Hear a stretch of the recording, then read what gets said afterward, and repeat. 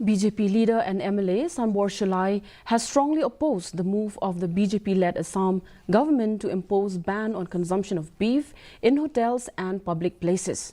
Speaking to media persons in Shillong, Shulai said that such a decision should not have been taken as the Constitution of India has not restricted the consumption of meat.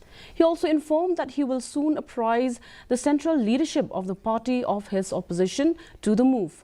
Shulai, while terming Meghalaya as an independent state, people here are free to eat whatever they like. And the Constitution of India also there is no law that restrict to ban any kind type of meat to eat. I oppose. Here in Meghalaya, it is your choice. You can eat snakes. We eat dog. I used to eat dog when I'm young. Now also, just 2 months back, my friend, he sent me 1 power dog meat. I eat nicely with my wife. So what? The Umsning Block Congress Committee, Rebhoi District,